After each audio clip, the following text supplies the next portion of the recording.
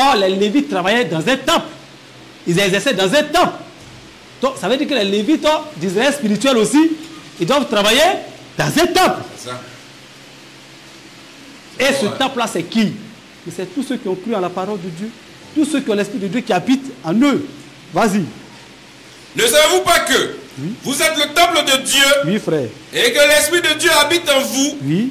Si quelqu'un détruit le temple de Dieu, Dieu le détruira. Voilà. Car le temple de Dieu est saint. Oui. Et c'est ce que vous êtes.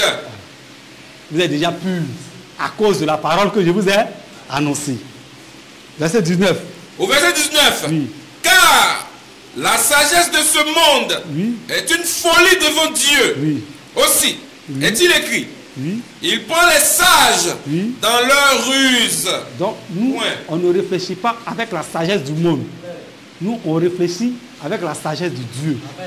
Or, la sagesse de Dieu nous dit que le temple là, le temple dans lequel les Éphésiens 4 doivent travailler, c'est tous ceux qui ont la parole de Dieu en eux. Tous ceux qui croient. C'est eux qui deviennent le temple de Dieu. Voilà. On va lire aussi le lieu de travail, c'est ça, 1 Corinthiens 3:9. Voilà. On va lire le verset suivant, c'est lequel?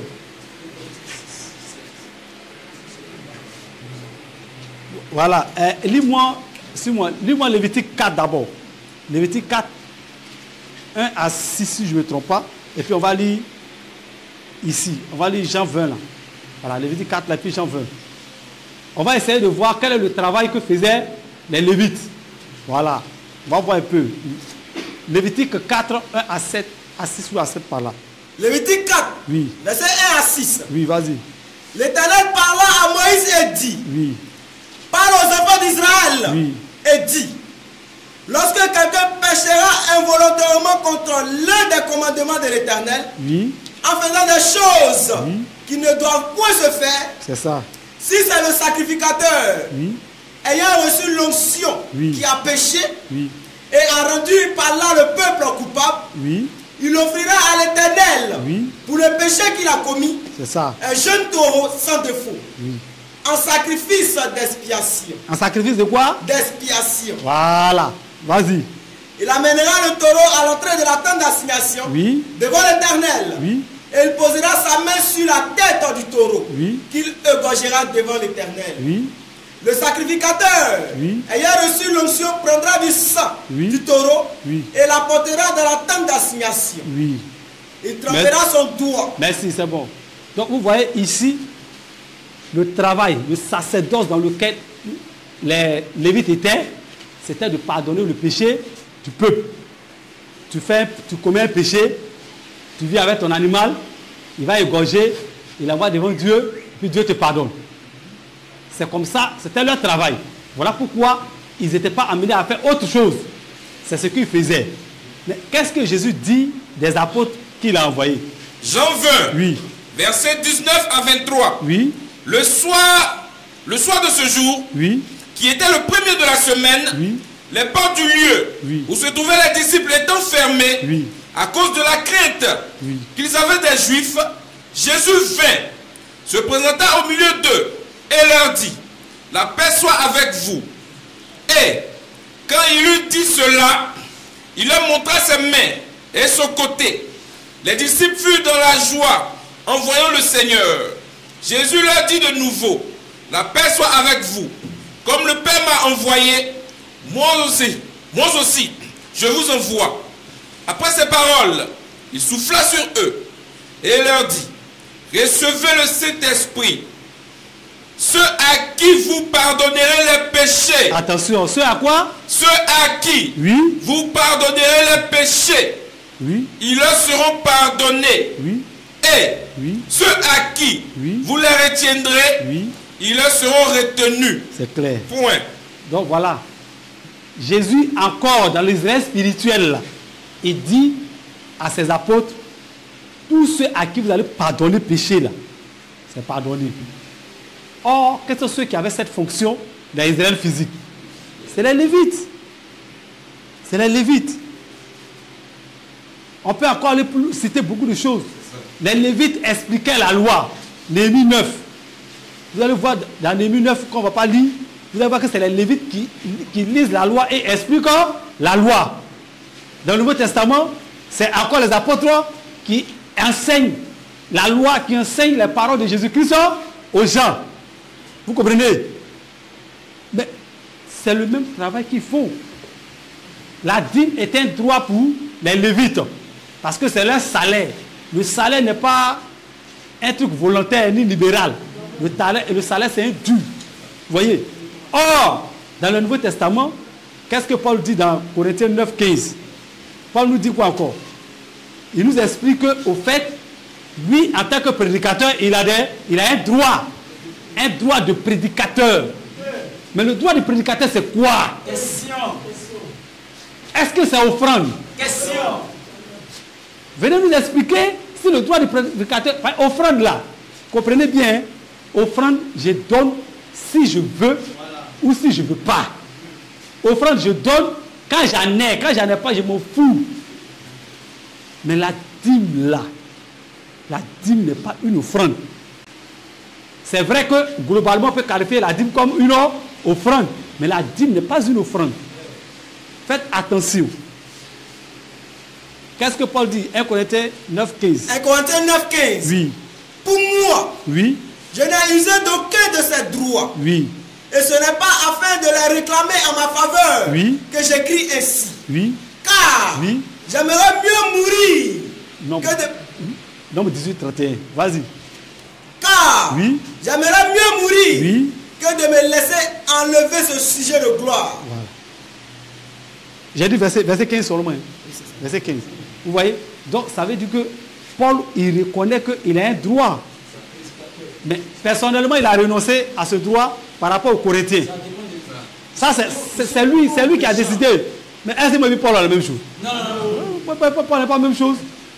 Vous voyez? Un droit, c'est un dû.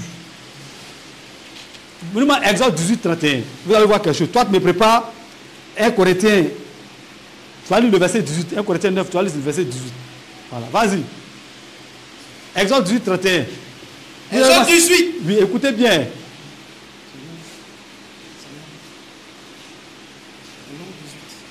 Exode 18, 31. Le Seigneur, il est clair là-bas. Exode 18, 31.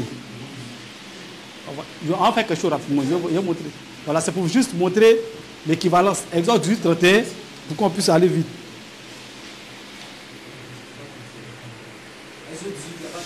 Voilà. Exode, et non, nombre 18, pardon. Nombre 18, 31, pardon. Excusez-moi. Autant pour moi. Nombre 18, 31. Excusez. Et puis toi, tu prépares 1 Corinthiens 9, 18. 8, 18. On va le lire les deux. Nombre 18, 31. Oui. Vous la mangerez. Oui. En un lieu quelconque. C'est ça. Vous et votre maison. Car c'est votre salaire. C'est quoi? C'est votre salaire. Maintenant, qu'est-ce que Paul dit dans 1 Corinthiens 9? Il dit quoi? 1 Corinthiens 9, 18. Oui. Quelle est donc ma récompense? Oui. C'est d'offrir gratuitement l'évangile que j'annonce. Oui. Sans user de mon droit de prédicateur de l'évangile. Donc, vous voyez que là-bas, on parle de salaire. Ici, lui parle de son droit de prédicateur. Vous pensez que les offrandes peuvent être droit d'un prédicateur? Parce que le droit, ça veut dire que quand tu as droit à quelque chose, c'est que tu as fait, tu as travaillé. Or, qu'elle nous dit Romains 4.4? Le Romains 4.4 nous dit quoi? Romains 4.4 est clair. Le droit et l'offrande, ce n'est pas la même chose. Quand je dis que j'ai droit à quelque chose, tu veux, tu ne veux pas, tu vas m'étonner. Ça ne dépend même pas de toi, ton humeur. Mais quand on dit non, c'est libéral, c'est-à-dire qu'il y a liberté dans le libéral. Voilà, donc si je veux, je donne. Vas-y, frère. Romains 4.4. Oui. Oh! Oui. À celui qui fait une œuvre. Oui. Le salaire est imputé, non comme une grâce, mais comme une chose due. Bon, vous voyez, là, ce n'est plus affaire de liberté, hein? Ce n'est pas affaire de libéralité. Une chose due. Donc, nous tous on comprend français. Quand on dit quelque chose est dû à quelqu'un, ça veut dire que si tu ne le fais pas, tu seras condamné. Tu as péché, tu n'as pas respecté. Parce que pour que j'ai des droits envers toi, pour que tu aies des droits envers moi du moins, ça veut dire qu'on a signé un contrat. Voilà. On s'est entendu sur quelque chose. Donc si je remplis ma part du marché, tu es obligé de remplir ta part du marché, sinon tu as violé le contrat. Ça. Tu l'as violé. Vous voyez. Donc, la dîme là, c'est un droit. Ce n'est pas une affaire de on va négocier. Non, ça ne marche pas comme ça. Ça ne marche pas. Voilà. Les Lévites travaillent dans le temple de Dieu. On l'a vu dans Nombre 3, 6 à 7 et dans Nombre 8, 19. On a vu que les Lévites travaillent au service de Dieu. Et c'est la même chose dans 2 Corinthiens 6, 6. Paul dit quoi? 2 Corinthiens 6, 6. Excusez-moi les frères, mais il faut que j'aille vite. 2 Corinthiens 6, 6. Et puis quand même prépare 2 Corinthiens 5, 20. Voilà. 2 Corinthiens 6, 6. Non, 16. 6, 16. 6, 16. Et puis 2 Corinthiens 5, 20. 2 Corinthiens 6, 16. Quel rapport y a-t-il entre le temple de Dieu et les idoles? Car nous sommes le temple du Dieu vivant, comme Dieu l'a dit. J'habiterai et je marcherai au milieu d'eux. Je serai leur Dieu et ils seront mon peuple. Voilà. Donc, c'est nous qui sommes le temple. C'est nous qui sommes le temple. Nous qui avons cru au Seigneur Jésus-Christ. Nous qui avons cru à la prédication de la vraie doctrine. C'est nous qui sommes le temple. Et Dieu marche au milieu de nous. Et Dieu, il est en nous. 2 Corinthiens 5, 20. 2 Corinthiens 5, verset 20. Oui. Nous faisons donc les fonctions d'ambassadeurs pour Christ. Comme si Dieu exhortait par nous. Attention. Il faisait quoi? Comme si Dieu exhortait par nous. Vous voyez. Donc, Paul est en train d'expliquer que lui, il est en fonction. Or, un fonctionnaire, tout le monde sait que il y a plein qui cherchent à être fonctionnaire ici. C'est ça. Un fonctionnaire, tu sais que même si tu dors à la maison, à la fin du mois, est-ce que c'est rame? Faut dire que tu dors devant le guichet. Parce que l'État te doit. L'État, lui qui t'a engagé en tant que fonctionnaire, là, il est obligé de te payer. C'est ça. Il n'y a pas qu'un de lui ne dort pas. Or, Paul est en train de nous expliquer. Nous faisons donc les fonctions d'ambassadeurs. Un ambassadeur là, si le pays veut, il le paye. Si le pays veut, il ne le paye pas. Si tu as fait ça, il va vendre tous les secrets du pays. C'est ça. C'est moi, lui. Vous voyez? Donc, Paul, il est apôtre. Il est parmi les Éphésiens 4. Il explique réellement qu'en est-il de son droit. Par rapport à quoi? Quand Paul parle, à chaque fois, il fait toujours un rappel de la loi. Parce que Paul est israélite. Il est israélite. Maintenant, bizarrement, il y a un truc qui s'est passé. Ça, je vais vous parler avant de finir. Voilà, ça me vient à l'esprit. Vous voyez, les Israélites, quand Jésus est mort, il est ressuscité, il les a quittés physiquement. Tous ces apôtres étaient tous des Israélites. Donc, il y avait le temple dans lequel on adorait. Donc, les Lévites aussi existaient, ils étaient là. Mais bizarrement, dans Acte 4, 32, je ne sais pas ce que c'est. Il y a un truc qui s'est passé. Le jour où j'ai lu ça, il dit, mais attention, il y a quelque chose qui se passe. Ceux-là, ils connaissent la loi. Ils savent comment tout se passe. Mais pourquoi ça se passe comme ça? Il y a un problème. Acte 4, on a verset 32 sur le toit. Ils déposaient tout, voilà. Ils vendaient tout là. Acte 4, 32. Oui. La multitude de ceux qui avaient cru n'était qu'un cœur et qu'une âme. Oui. Nul ne disait que c'est bien lui appartenait en propre. Mais tout était commun entre eux. Ah. Tout était quoi? Commun entre eux. Et puis faisait quoi encore? Les apôtres rendaient avec beaucoup de force. Voilà. Témoignage de la résurrection du Seigneur Jésus. Sortez travailler. Vas-y. Et une grande grâce reposait sur eux tous. Comme la doctrine était pure, vraiment c'était intéressant. Tout le monde était dans la joie. Vas-y. Car il n'y avait parmi eux aucun indigent. Voilà. Tous ceux qui possédaient des champs ou des maisons les vendaient, apportant le prix de ce qu'ils avaient vendu. Et le déposa au pied des apôtres. Non, au pied des Lévites. Au pied des apôtres. Non, au pied des souverains sacrificateurs. Au pied des apôtres. Non, au pied du Sanhédrin. Au pied des apôtres. Attends, eux sont israélites. Ils sont des Israélites. Ils connaissent la loi. Ils savent que c'est aux Lévites qu'on donne la dîme. Mais pourquoi eux, étant remplis du Saint-Esprit, avec la puissance de Dieu qui se manifestait, ils prennent tout leur bien et puis c'est au pied des apôtres. Les apôtres, ils sont qui? Pierre n'était pas lévite. Plus grave, il y a un en bas même, il y a un gars en bas là, faut pas dire. Il y a un monsieur en bas là, c'est lui qui m'a intrigué. Il le déposait au pied des apôtres. Oui. Et l'on faisait la distribution à chacun. Vas-y. Selon ce qu'il avait besoin. Voilà. Joseph. Attention, écoutez bien. Hein? Écoutez bien. Il a dit, non, non, Dieu il est merveilleux. Joseph quoi? Joseph. Hein? Surnommé par les apôtres. Oui. Barnabas. Oui. Ce qui signifie fils d'exhortation. C'est ça. Lévite. Non, non, non, non, attends. Non, faut pas faire ça. Il était quoi? Lévite. Et puis il faisait quoi aussi? Originaire de Chypre. Oui. Vendit un champ qu'il possédait. Oui. Apporta l'argent. Oui. Et le déposa au pied des apôtres. Voilà. Il est lévite, hein? Il est lévite. Il connaît la loi. Il sait que dans la loi, ceux qui doivent percevoir quelque chose, même un don, même un vœu, c'est aux Lévites qu'on donne. Il laisse ses parents et puis il va donner ça aux pêcheurs là, les bossons là, ceux qui sont au bord de l'eau là-bas là. C'est à eux, ça va déposer à leur pied. Il faut te poser la question, pourquoi il fait ça?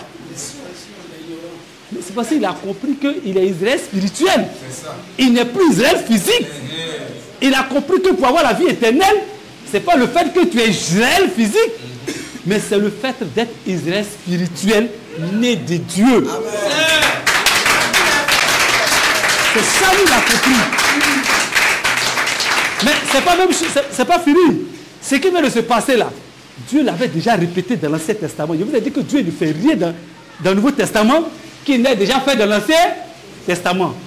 Prenez la référence de le livre. Voilà. C'est dans Samuel. Prends 1 Samuel 1. Prends 1 Samuel 1, 1.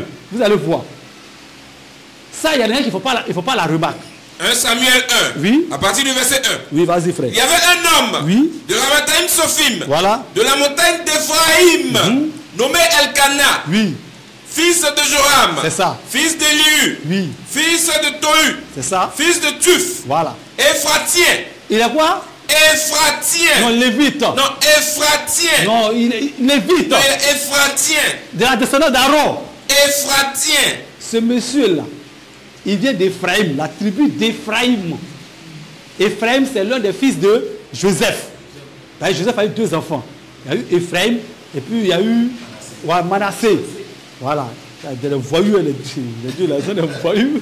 Ephraïm, Manassé, il a un commandement égyptien là. Ils ont envoyé ça là-bas. Voilà. Donc, Ephraïm là, Manassé, ils n'étaient pas dans le sacerdoce. Mais bizarrement, un monsieur d'Ephraïm a un enfant. Et puis son enfant, c'est lui qui est devenu, non seulement il était prophète, il était juge, et puis il était sacrificateur. Oh, il n'est pas lévite. Et les gens venaient déposer tout où? À ses pieds. C'est l'enfant qu'on appelle Samuel. Samuel n'était pas lévite. Mais Saül s'est trompé pour aller faire sacrifice. Dieu a dit à Saül, mais ça ne va pas chez toi. Lui qui doit faire le sacrifice là, c'est le sacrificateur. Oh, mon sacrificateur, c'est qui? C'est Samuel. Saül pouvait dire que Dieu n'avait pas raison. Si Dieu avait raison, ben, le sacrificateur sont les lévites.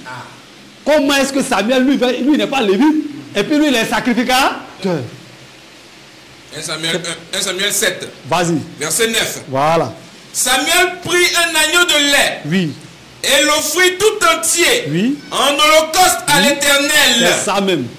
Il cria à l'Éternel pour Israël. Oui. Et l'Éternel l'exauça.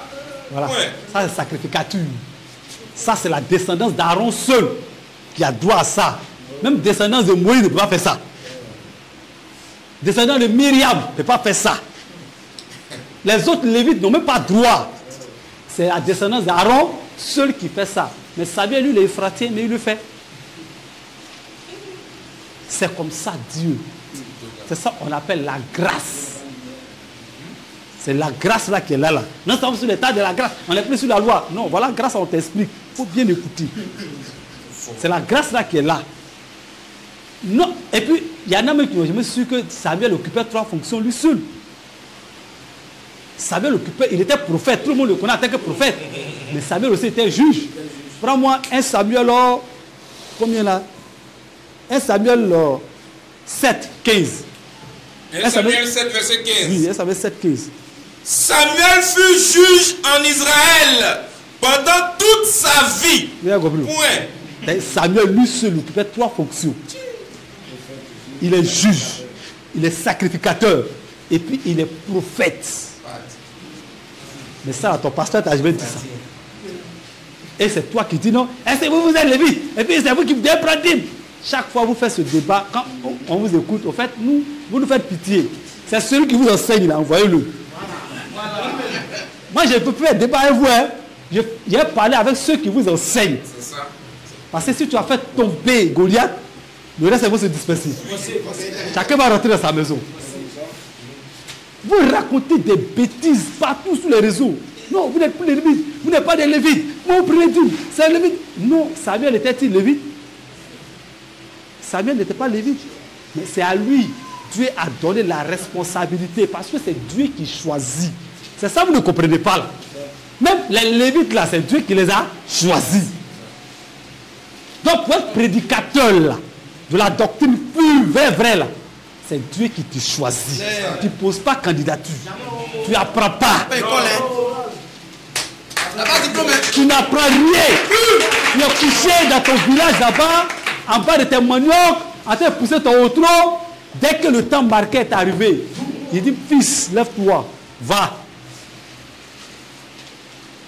Amos, il était derrière ses moutons dans son champ de sycomore. Dieu a eu le tirer là-bas. Il l'a envoyé pour être prophète. Lui, il a demandé quoi à Dieu? Jérémie, c'est vrai qu'il était lévite, mais il s'apprêtait à rentrer en fonction dans le sacerdoce. Dieu l'a sauvé pour dire, viens ici, viens être un prophète.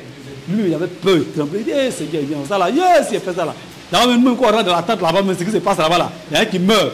Puis toi, tu veux que moi, il va venir être prophète devant les gars que moi je vois là. Mais Dieu lui a dit, petit, quand tu étais dans, avant que ton papa ne va croiser ta main là, moi je t'avais déjà établi. Donc tu veux pas, tu vas faire. Esaïe, lui, même chose. C'est la même chose. Un temps même, Esaïe aimait tellement sa femme, Dieu dit, bon petit, il va te montrer un petit message. Prophète là, on lui parle bouche à bouche et puis on lui donne un message. Donc Dieu dit, je vais te donner un petit message. Ta femme va mourir demain. Aïe! Il dit, mais attends, c'est quoi ça là? Et c'est ça là aussi. C'est une révélation. Il dit, petit, prends, rien. Quand tu fais mourir là, tu finis. C'était Ézéchiel, non? C'était Ézéchiel. Voilà. Il dit, dès qu'elle va mourir là, elle finit de mourir. Il ne faut pas pleurer. Hein? Il ne faut pas pleurer. Si tu as vu, tu as pleuré là, tu as porté le deuil là. Il dit, parce que quand tu ne vas pas porter deuil, ça va scandaliser Israël. Quand ils vont venir là maintenant, tu as donné un message. Il dit, ah Dieu, non, tu as fini avec ça. Il y a un même Dieu qui a dit, bon petit, bon, tu vas faire un petit gâteau, mais tu vas mettre ton caca dedans quoi. Puis tu vas faire. Il dit, ah Seigneur. Il dit, oh, vous mettez caca dedans, c'est moi qui te dis ce message. Va prêcher comme ça. Après Dieu a dit, bon, il faut mettre caca de bœuf.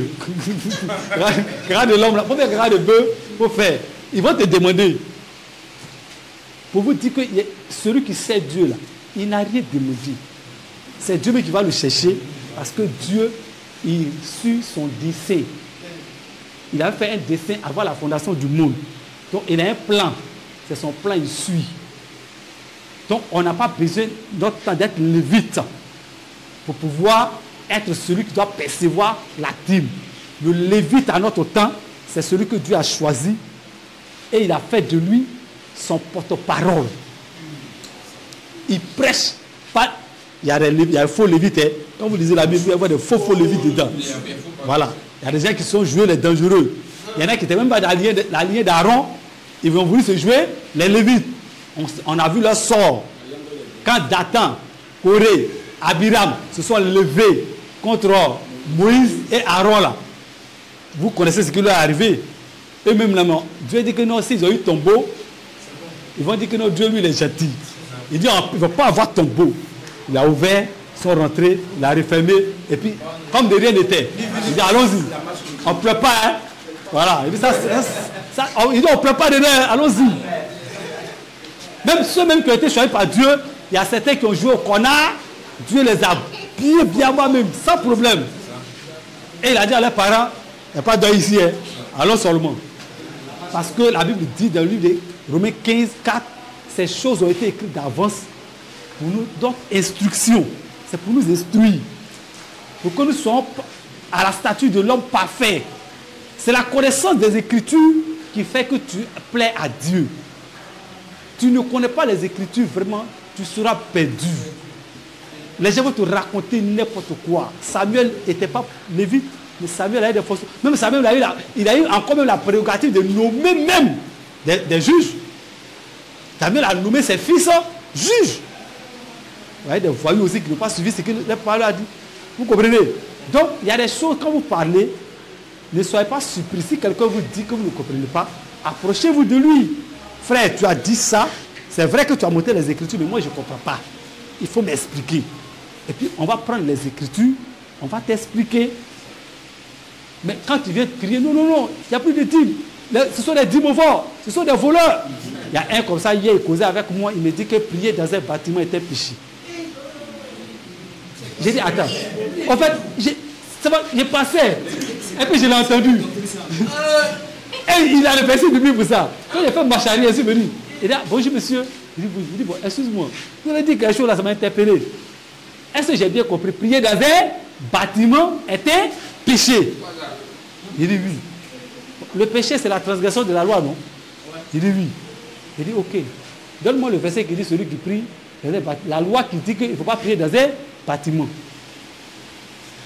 Là, il a serré sa gorge directement. Il ne veut plus parler à il là. Bon. Il dit non, mais le temple, c'est nous qui sommes le temple de Dieu. Il dit attention. Je n'ai pas refusé que nous sommes le temple de Dieu. Je te demande de prier dans ces bâtiments. Est-il un péché? C'est ce que vous avez dit, j'ai entendu. Et quand je vous ai posé la question, vous avez répondu oui. J'ai dit d'accord, montrez-moi l'écriture. Celui qui prie dans un bâtiment a violé un péché, il a dérogé à un péché, à un commandement du Moïse. Je veux voir ça. Il va parler. Je lui ai dit bon, et si moi je te montre dans la Bible, il a dit si moi je te montre dans la Bible que les apôtres, ceux qui te disent tu es fondé là, ils ont prié dans la table. Est-ce que tu vas croire? Il dit non. Il dit il n'y a pas de difficulté. Il dit est-ce que si je te montre dans ta Bible que tu as acheté avec ton argent là, est-ce que tu vas croire? Il dit il va croire. Il dit il n'y a pas de problème. On a pris le verset de Actes, chapitre 2. Acte 2. Oui. À partir du verset 41. Voilà. Ceux qui acceptaient sa parole furent baptisés. Oui. Et en ce jour-là, le nombre des disciples s'augmenta d'environ 3000 âmes. C'est ça. Ils persévéraient dans l'enseignement des apôtres, dans la communion fraternelle, dans la fraction du pain et dans les prières. C'est ça. La crainte s'empara de chacun. C'est ça. Et il se faisait beaucoup de prodiges et de miracles. Voilà. Prends au 46 000, 46, 40, au verset 46. Voilà, c'est ça qui est le plus important. Ils étaient chaque jour, tous ensemble, assidus au temple. Non, dehors. Non, au temple. Dehors. Au temple. Attends. Et ils sont au temple, il faut quoi là-bas? Ils occupaient le pain dans les maisons. Encore même dans la maison. Maison aussi c'est bâtiment. Maison aussi c'est bâtiment. À trois premiers. Je lui ai dit, mes frères, tu as quel problème? Est-ce que c'est faux? Ou bien tu as connexion? Ou bien comme tu as l'argent, tu as la voix, tu veux que les gens te regardent? Mais ce que tu dis là, c'est pas vrai. Vas-y frère. Acte 3, verset 1er. Oui. Pierre et Jean montaient ensemble au temple. À quel moment? À l'heure de la prière. Non. Faut pas dire ça. À l'heure de la prière. C'est pas écrit comme ça. À l'heure de la prière. Donc, il fallait évangéliser. À l'heure de la prière. Même c'est ce verset qu'il a contesté premier. Et puis je lui ai donné le deuxième verset. Il a dit, mais attends frère, tu as quel problème? Il dit non, ceux qui cotisent pour aller construire table. Il dit non. Il dit, il paie table, il met non dessus. Il dit, frère, donc tout le temps il y a un nouveau dossier. Vous avez fait sortir une nouvelle. Oh non. C'est forcé d'être enseignant. Les livres de philosophie, de mathématiques, il y a plein de livres. Prenez et puis enseignez. Est-ce que la Bible, là, on vous a dit que c'est tout le monde qui enseigne ça? Ils étaient 120 dans le temple, dans la chambre haute. Toi, tu prends une chambre haute là. C'était en plein air. La chambre haute là, c'était quoi? Acte 19, verset 8 à 9. Oui. Non, vous pouvez laisser. C'était juste pour dire que des gens s'improvisent, s'autoproclament étant des prédicateurs de Dieu. Faites attention. Si vous croisez quelqu'un qui vraiment prêche une doctrine authentique et que vous voyez ce qu'il dit vient de Dieu, parce que, au fait, ce n'est pas ce qu'il dit qui va vous convaincre. C'est l'Esprit de Dieu qui est en vous, là, qui va vous convaincre que celui-là, ce qu'il dit est vrai. Et si ton cœur et l'Esprit de Dieu se sont accordés pour dire qu'il est vrai, frère, il faut le suivre. Quelle que soit la distance dans laquelle tu te trouves, contacte-le, il va prendre soin de ton âme. Parce que l'âme est nourrie par la parole de Dieu. L'âme n'est pas nourrie par quelque chose. En général, l'âme d'un être humain est nourrie par la parole. Et de la manière tu manges des mauvaises nourritures, et puis tu as diarrhée là. C'est pour ça que quand tu écoutes les fausses doctrines, ton âme a diarrhée. Donc il faut que tu te concentres pour être en face d'un bon homme de Dieu, pour qu'il nourrisse ton âme. Et ton âme va grandir. Et tu seras à la statue d'un homme parfait, à la statue de Christ. Et quand il viendra, il dira, ouais, mon fils, vraiment tu es en forme. Parce qu'il y a des gens qui sont des gros bras spirituels, mais il y a des hommes qui ressemblent à des Somaliens. Parce qu'ils écoutent des prédications, des enseignements qui disent, non, Caïn est sauvé. La femme peut prêcher. Marie est la mère de Jésus, de Dieu. Il dit que la première église du monde, c'est l'église catholique.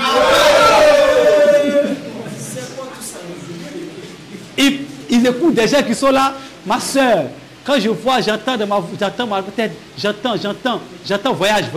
Le Seigneur va te permettre, tu vas voyager. Oh, moi, je suis quitté à Bobo. Hein. Mais j'ai voyagé.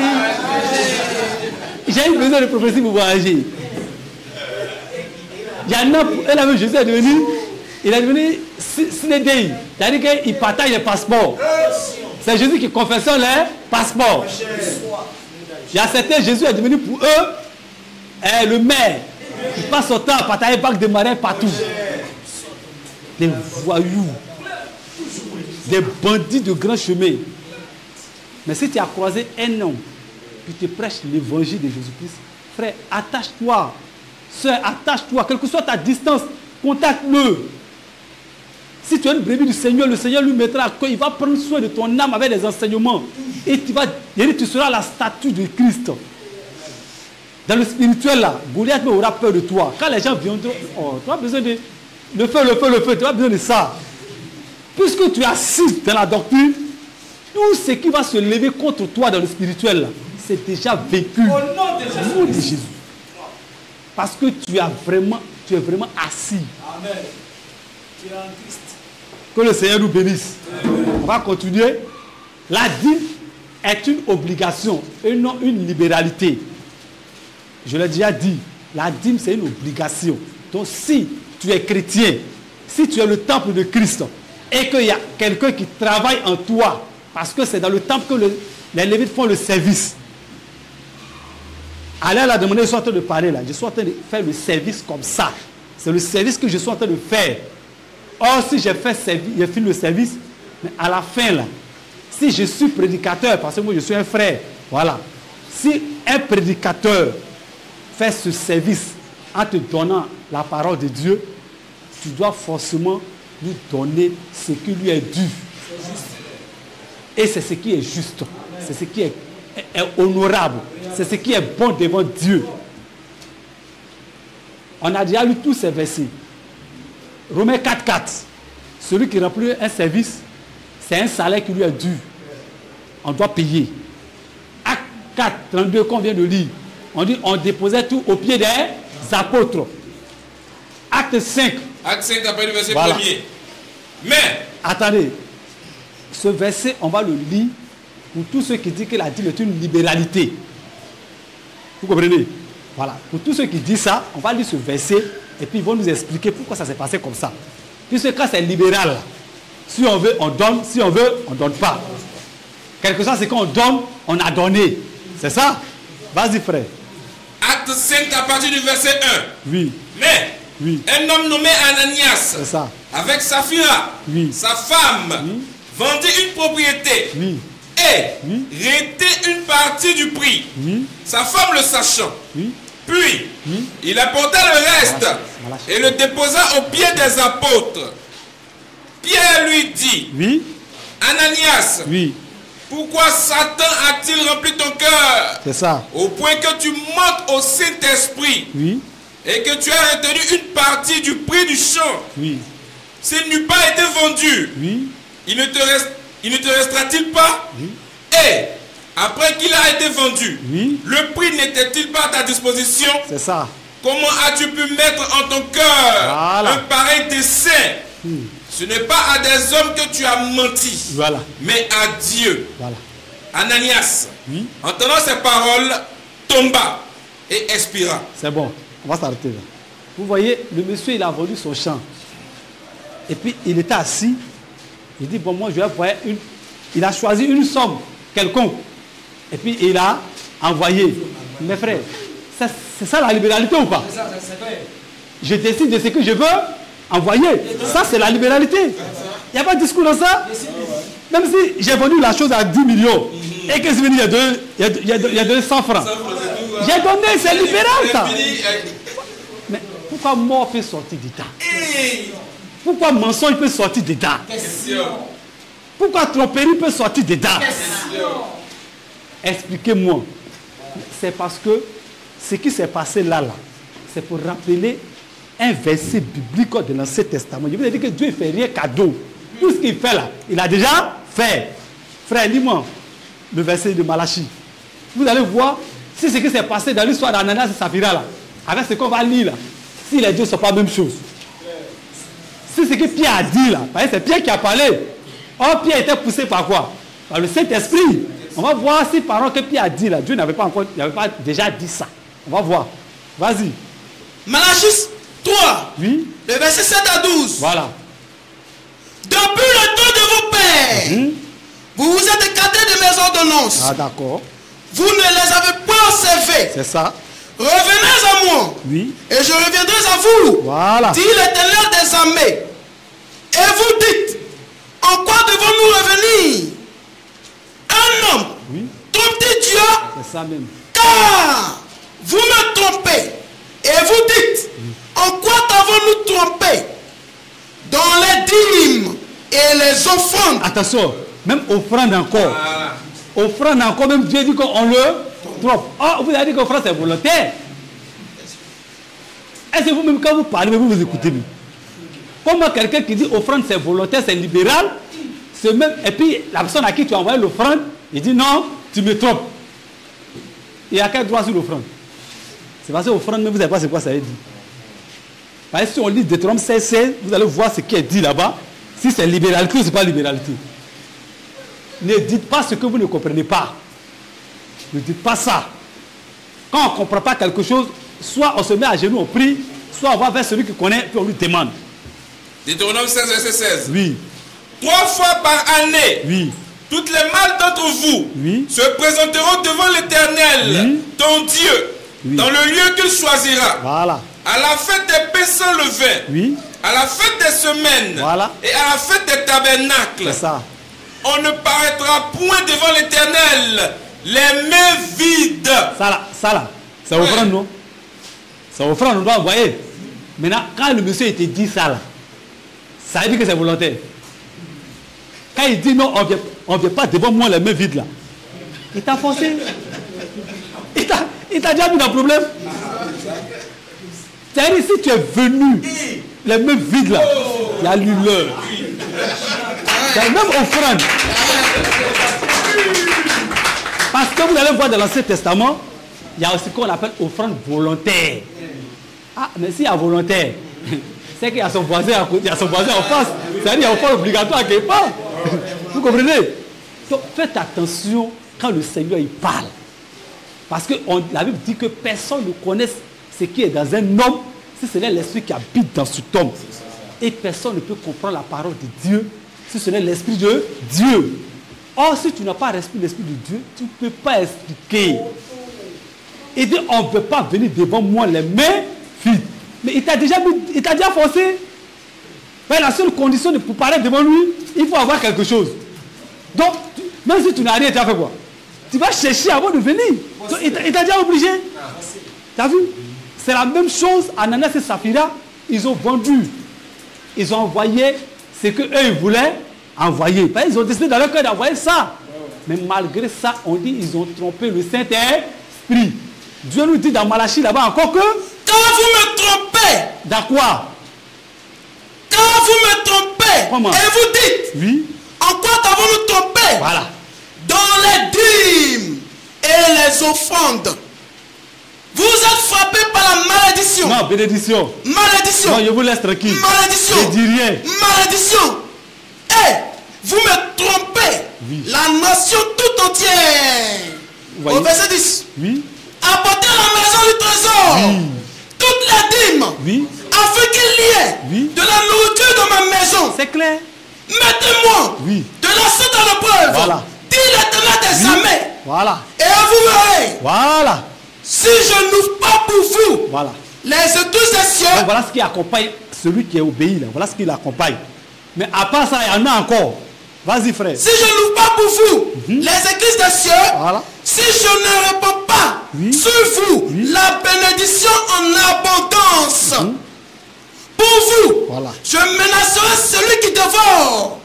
Et il ne vous détruira pas les fruits de la terre. Et la vie ne sera pas stérile dans vos campagnes. C'est ça même. Dit l'Éternel des armées. Au verset 12. Voilà. Toutes les nations vous diront heureux, car vous serez un pays de délices. C'est fini. Dit l'Éternel des armées. Point. Est-ce que c'est pas clair?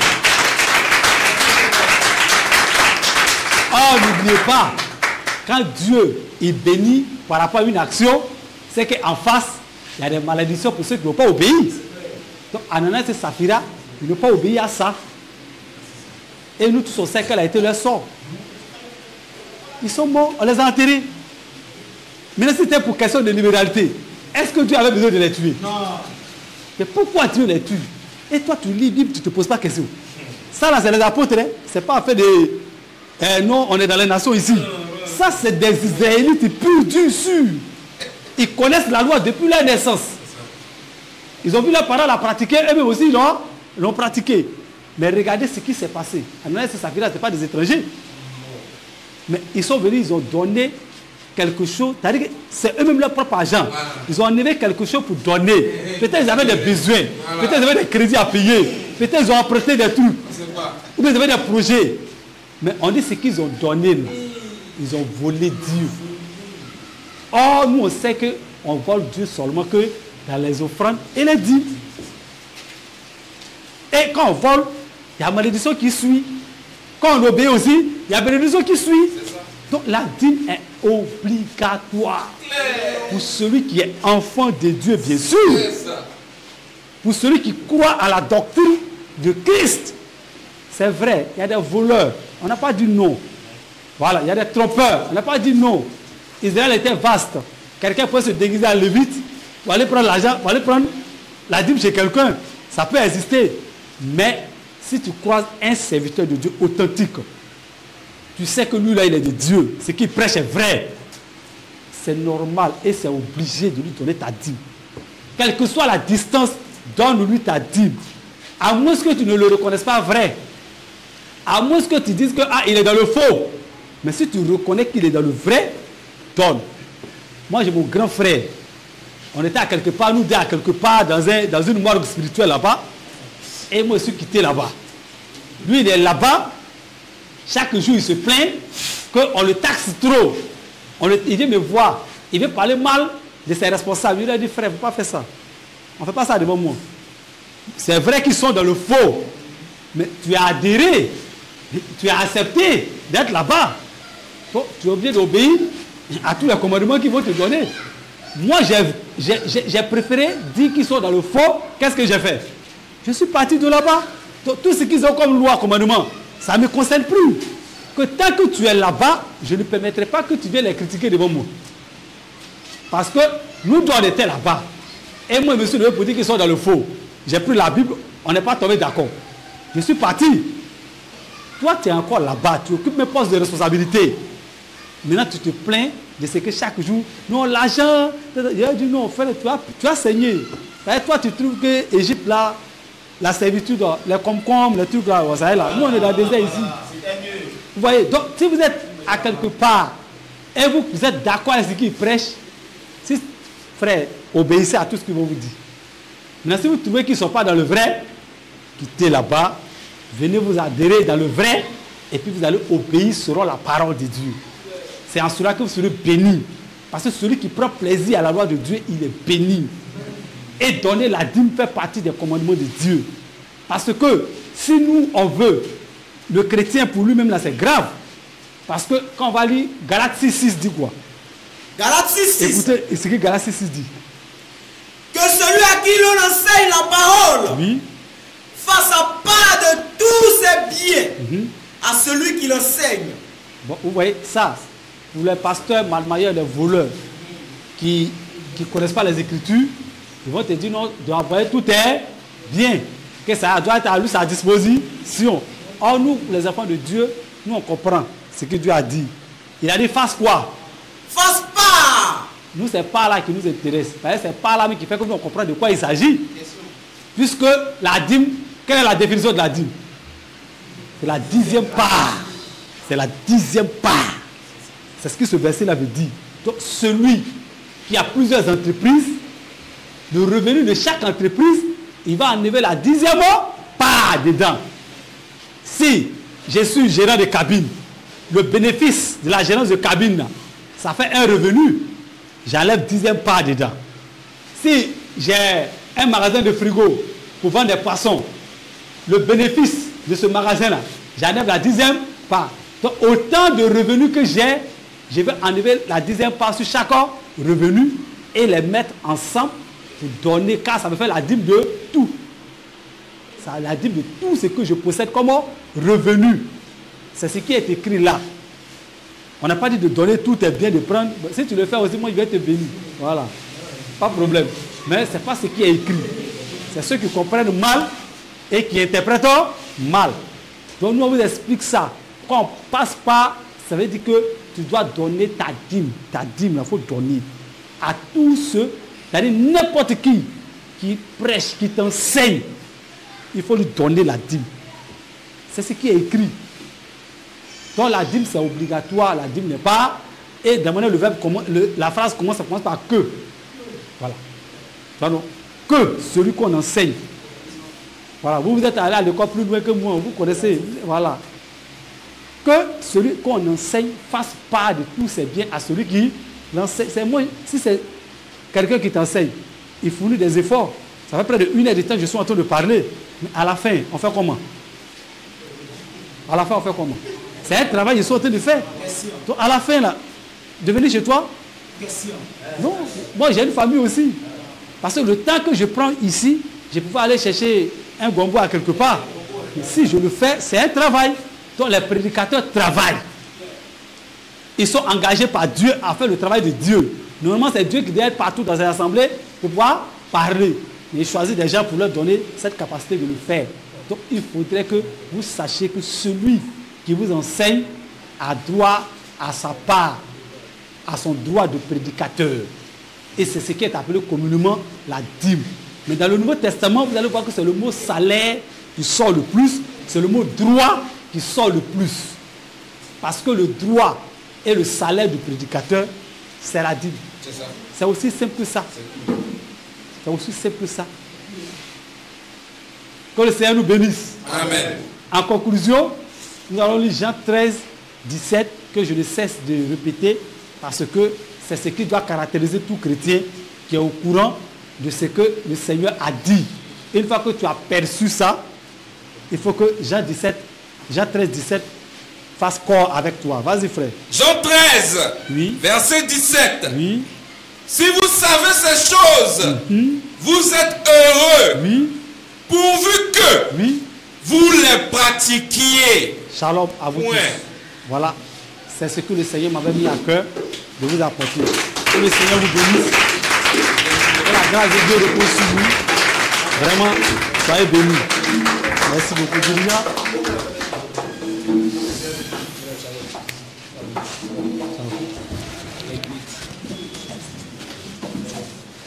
Amen. On va acclamer encore le Seigneur pour le prédicateur du jour.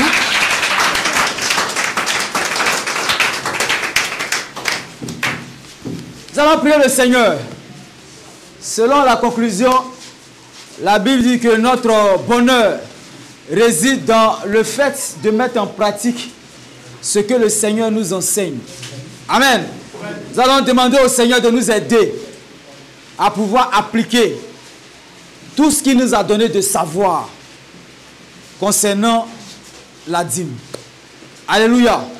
Concernant également les offrandes, la libéralité, ce sur quoi le prédicateur est revenu et a insisté depuis le dimanche passé.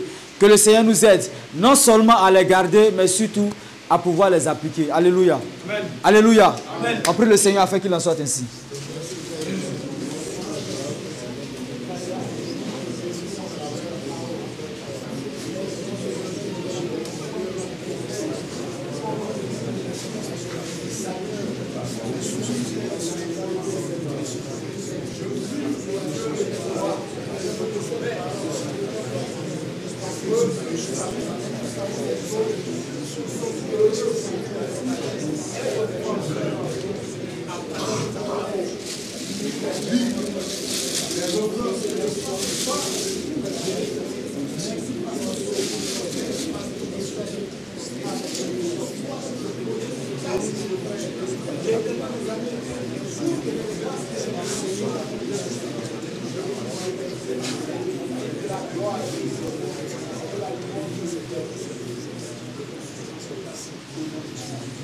Amen. Nous allons prier le Seigneur afin qu'il bénisse le prédicateur du jour, qu'il renouvelle ses forces, il le restaure, il l'instruise davantage afin qu'il soit encore un canal sur lequel ou bien par lequel le Seigneur pourra nous instruire dans les jours à venir, par sa grâce. Alléluia. Alléluia. On prie le Seigneur afin qu'il bénisse, il renouvelle, il fortifie le prédicateur du jour.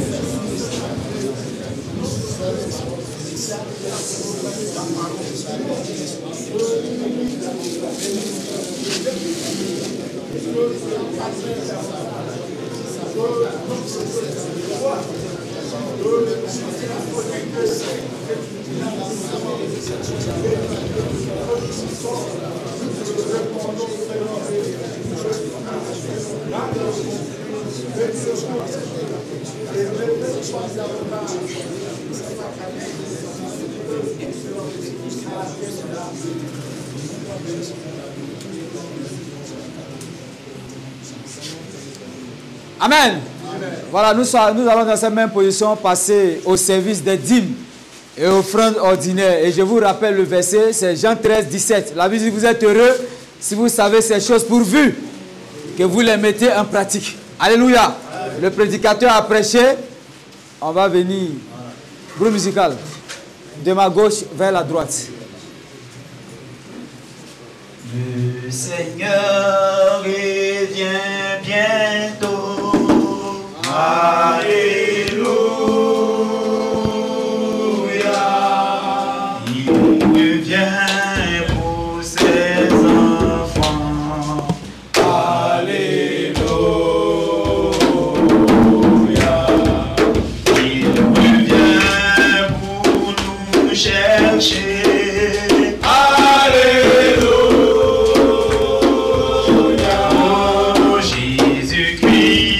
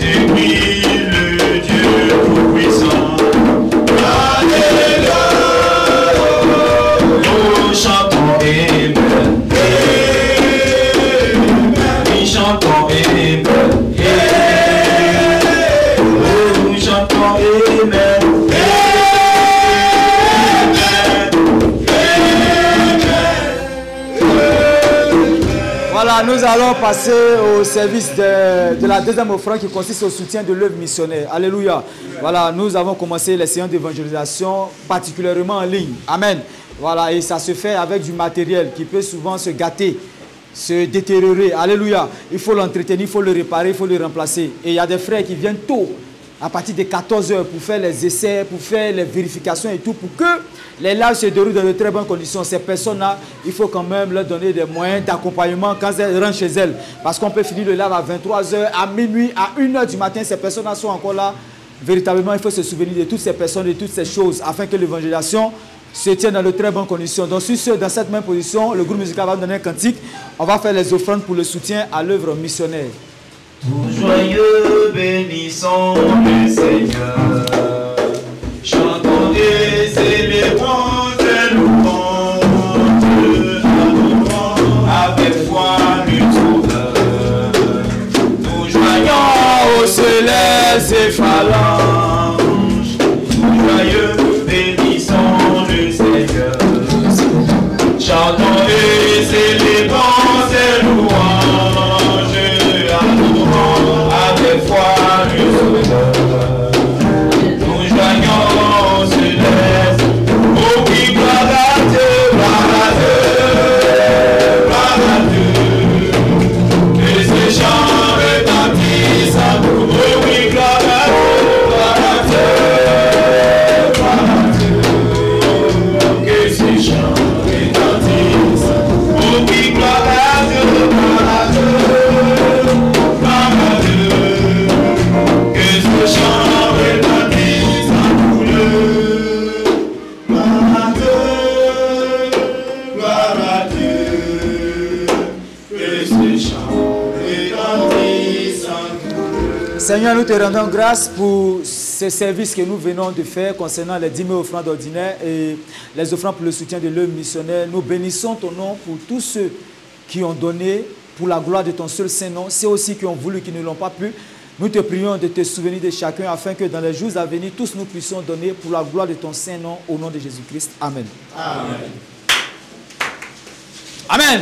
Voilà, on va passer sans plus tarder à la présentation des nouvelles personnes. Ceux ou celles qui sont là pour la toute première fois au milieu de nous, qui n'ont jamais fait culte dans cette salle et qui le font pour la toute première fois, vous allez simplement vous tenir debout afin que l'assemblée tout entière fasse votre connaissance. Présentation des nouvelles personnes.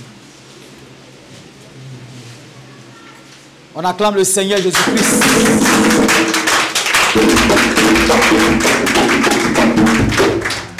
Amen. Voilà, sœur. Je vais te donner le micro en premier. Tu vas te présenter et puis donner les circonstances de ta présence au milieu de nous. C'est-à-dire comment que tu t'es retrouvé parmi nous aujourd'hui. Voilà, je vais nous faire un peu la genèse en une ligne. Bonjour. Bonjour. Shalom. On vous salue. Shalom. Aïe. Je suis invité par le dictateur Thierry. D'accord. Voilà, il est dictateur au Gandhi pour aller donner l'assistance. Donc je partais là-bas pour aller écouter. J'aimerais que c'était vrai. D'accord. Donc je l'ai suivi avec ça. Tu as vérifié, tu as vu que c'était vrai. Oui. Tu allais physiquement ou bien en ligne? Pardon? Tu allais physiquement écouter ou bien c'est en ligne que tu écoutais? Non, Physiquement. Je D'accord. me déplaçais, aller là-bas pour aller écouter. Voilà. Donc tu as vu que c'était vrai et tu as décidé de tout cas accorder foi à cela. Oui. D'accord, que le Seigneur te bénisse. Mon baptême. Tu as pris ton baptême. Mon baptême. On acclame très fort le Seigneur. Non, je me nomme Esalé Grâce. Esalé Grâce. Oui. D'accord. Donc c'est la sœur Esalé Grâce. Tu as pris ton baptême quand? J'ai fait ça le vendredi. Ce vendredi-là. Oui. On acclame le Seigneur pour cela. Une question, c'est depuis quand? Depuis combien de temps tu as écouté? Depuis quand tu as commencé à écouter? Ça va depuis 2000. On est 2000. On est en 2025. 2024. Depuis 2024. Tu as écouté, tu as vu que c'était propre et tu as décidé maintenant de passer. Parce que là, tu es convaincu. On acclame très fort le Seigneur. Voilà, que le Seigneur te bénisse. Très heureux de te savoir dans la bergerie du Seigneur. Vraiment, Dieu te bénisse encore. La sœur, tu vas... Je t'ai donné... J'ai dit, hein? Oui, tu peux t'asseoir, la sœur. Merci beaucoup. Merci. Voilà, ça dit, j'ai permis que tu l'écoutes d'abord pour que toi-même, tu commences à t'apprêter. Tu vois un peu, non? Voilà, donc j'espère que tu as bien écouté et tu vas bien imiter. Tu vas donner ton nom d'abord et puis... Comment tu t'es retrouvé parmi nous invités? Tu nous as suivis? Bon, je ne sais pas. Je m'appelle Olivia. Tu parles dans le micro, hein, mais on n'entend pas. Hein? Mon nom, c'est Olivia. Olivia, d'accord. C'est ma camarade qui m'a invité. C'est ta camarade qui t'a invité. D'accord. On acclame très fort le Seigneur pour la sœur Olivia. Tu peux t'asseoir.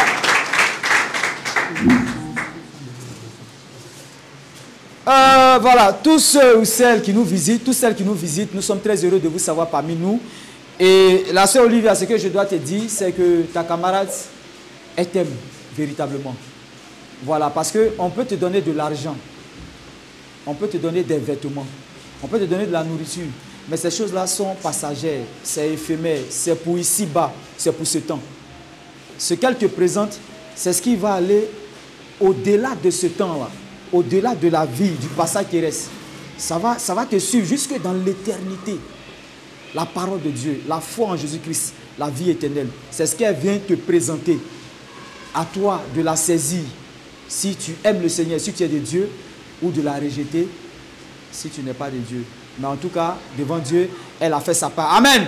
Voilà, sur ce, je vais lancer cet appel. Ceux ou celles qui sont là, qui nous ont suivis, qui nous ont écoutés, entendus, et qui croient que ce qu'ils ont écouté et entendu est la parole de Dieu, est la doctrine de Dieu, est la vérité de Dieu, et qui après avoir accordé foi en cette parole, veut passer dans les eaux du baptême pour manifester leur foi en la parole de Dieu, tenez-vous simplement debout.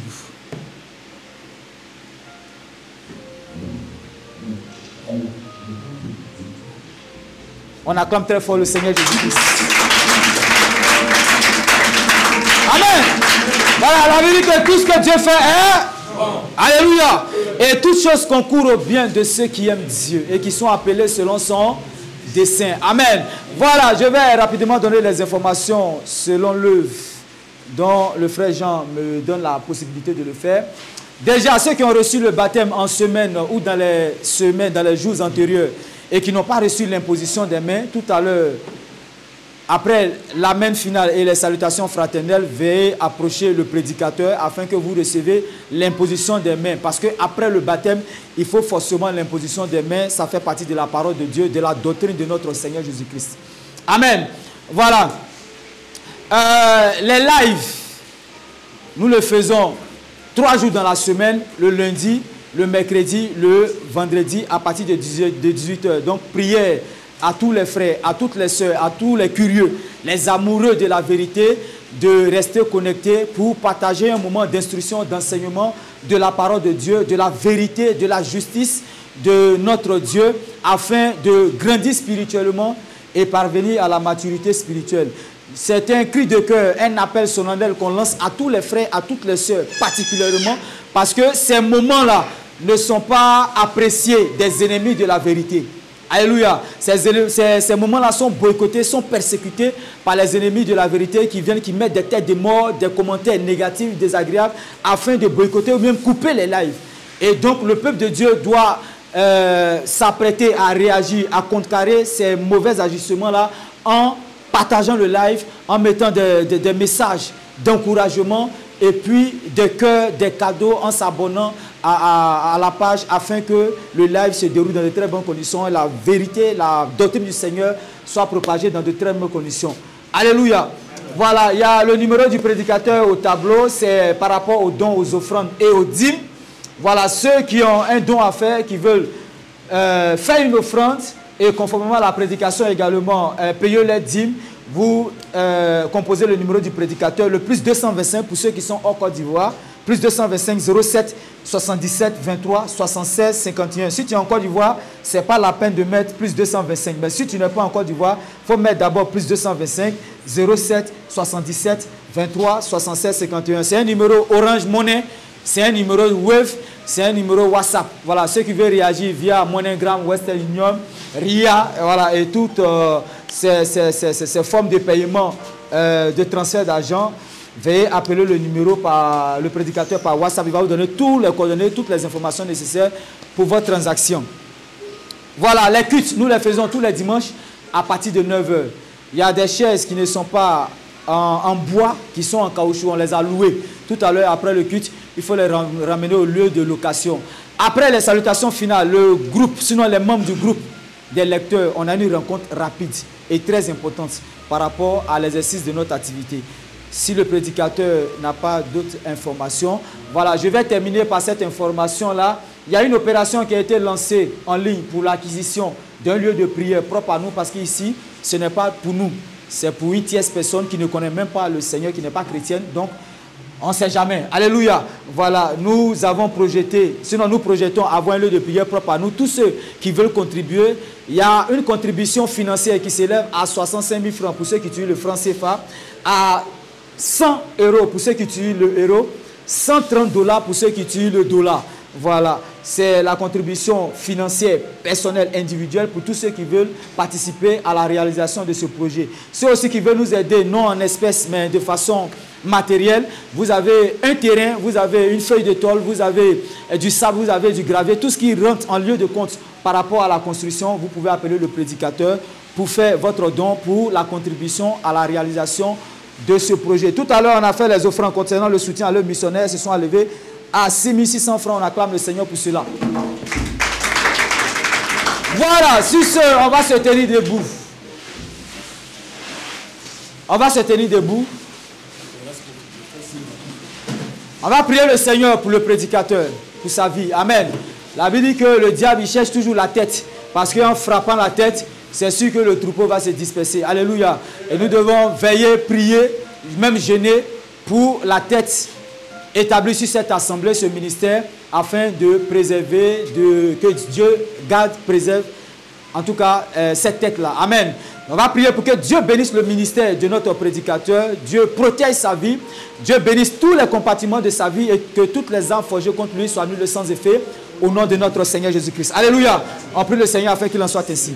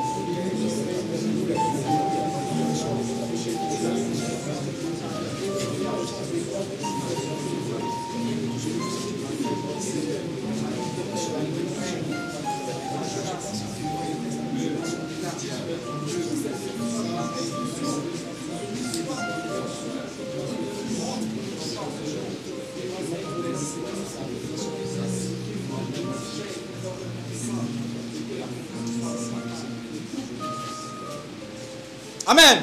Voilà, avant de mettre fin à ce moment, par la prière que le prédicateur va faire tout à l'heure, juste donner cette information de la part du responsable du groupe d'intercession. Il me charge de dire à tous les membres du groupe d'intercession que dimanche prochain, tous les membres du groupe d'intercession qui nous suivent en ligne, qui sont là physiquement, dimanche prochain, le groupe d'intercession sera sur la montagne.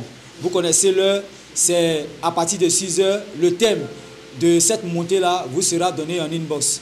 Merci. Seigneur Jésus, mon nom te bénit, mon nom te dit merci.